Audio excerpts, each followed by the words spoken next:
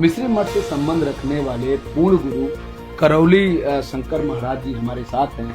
आप पावन प्रयागराज की भूमि पर अपना आश्रम बना चुके हैं। महाराज जी, क्या कहेंगे? इसमें दिव्य भव्य डिजिटल महाकुंभ का आयोजन हो रहा है और कहा जा रहा है कि 144 साल के नक्षत्र पर ये जो 12 वर्ष जो कुंभ लगा है वह संयोग आया है और 2 महत्वपूर्ण स्नान भी बीत चुके हैं। बहुत अद्भुत है ये महाकुंभ, कई मायनों में बहुत अद्भुत है और ये हमेशा याद किया जाएगा। जब भी माघ मेला लगेगा, कुंभ मेला लगेगा, तब इस वाले महाकुंभ की चर्चा जरूर है। मुझे लगता है जो भौतिक रूप से भी जो अद्वितीय व्यवस्था यहाँ पर है, चाक चौबंद चारों सुरक्षा की व्यवस्था भी है लोगों की, और जो एक साफ सफाई की व्यवस्था है बहुत ज़बरदस्त। कहीं भी एक कूड़ा का एक मात्र कण नहीं दिखता है, तो बहुत अद्भुत है ये महाकुंभ। भव्य भी है और दिव्य भी है। जो भौतिक रूप से देख रहे हैं वो भी और आध्यात्मिक रूप से भी ये बहुत ज़बरदस्त व्यवस्था है, अद्भुत है जी। महाराज जी, क्या कहेंगे? मात्र 2 दिन के स्नान में 5 करोड़ से ज्यादा श्रद्धालु, वो भी देश दुनिया के सभी देशों से लोग आने का प्रयास कर भी रहे हैं और कुछ लोग आए भी सिर्फ दूसरे ही स्नान में। इसके लिए आप क्या कहेंगे श्रद्धालुओं को लेकर?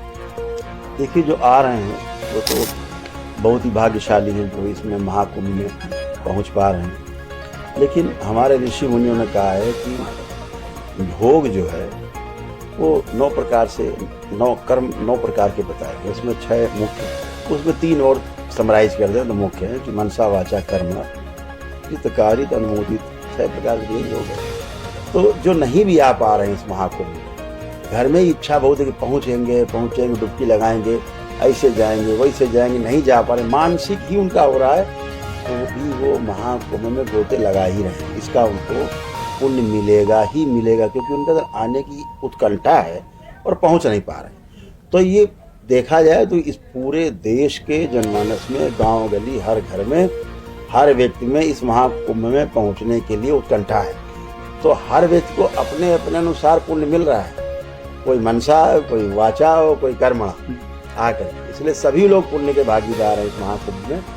महाराज जी, एक विषय और देखा गया कि यहाँ पर देखा जा रहा है कि कोई सवर्ण, क्षत्रिय, वैश्य, दलित, ऐसा कोई भेद नहीं है। सभी वर्ग के लोग आ रहे हैं, सभी गंगा में डुबकी लगा रहे हैं।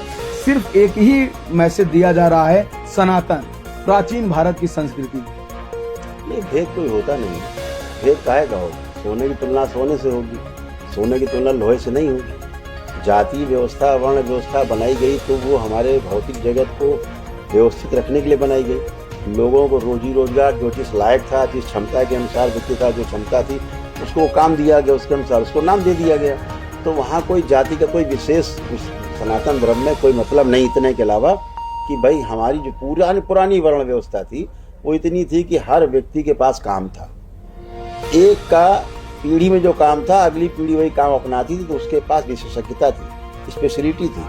अगर बुनकर है तो बुनकर है, दर्जी है तो दर्जी है, बढ़ई है तो बढ़ई है, लोहार है तो लोहार है, पंडित जी है तो पंडिताई चल रही है, खत्री है तो मैं सेना में भर्ती, पुलिस में भर्ती, राजा के यहाँ भर्ती। तो एक काम बटा हुआ था। ये तो नदियां हैं, नदियां जा करके समुद्र में, यानी सनातन धर्म में, हिंदू धर्म में, हिंदू संस्कृति में समाहित हो जाती है, तो वो जा करके समुद्र है पूरा। तो ये समुद्र है, यहाँ जाति खत्म, ये समुद्र है, संस्कृति हिंदू संस्कृति है, सनातन संस्कृति है। यहाँ जाति आति का कोई मतलब बचता नहीं है, एक ही चीज बचती है, सनातनी है। सनातन को मानने वाले हमें तो सनातनी है।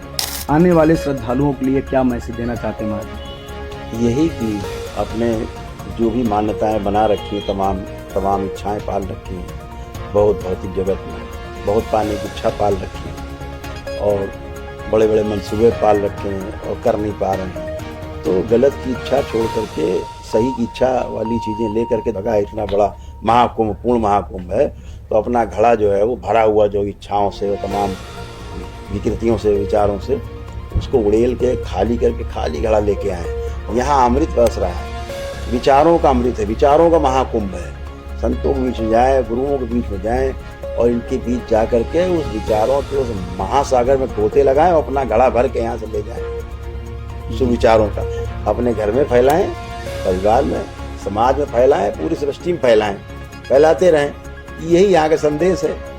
महाराज जी, पूरी अगर व्यवस्था की बात करें तो चूंकि मुख्यमंत्री योगी आदित्यनाथ खुद महंत हैं, मुख्यमंत्री भी हैं इस सूबे के, इस प्रदेश के, और केंद्र सरकार ने भी सहयोग किया है। जिस तरह से मोदी जी ने भी कहा ये एकता का महाकुंभ है, तो दोनों सरकारों के लिए आप क्या कहेंगे जिस तरह से ये कुंभ का आयोजन किया गया है उनके सहयोग से? ये तो सर्वविदित है। हम तो ये कहेंगे कि जो कुंभ महाकुंभ हो रहा है ये इसीलिए सरकारें बनी दोनों जगह। ये दोनों जगह की सरकारों में अद्भुत तालमेल है। दोनों ही सरकारें सनातन के बारे में सोचती हैं, दृढ़ता के साथ संकल्प करती हैं और उस काम को करती भी है जो कहती हैं।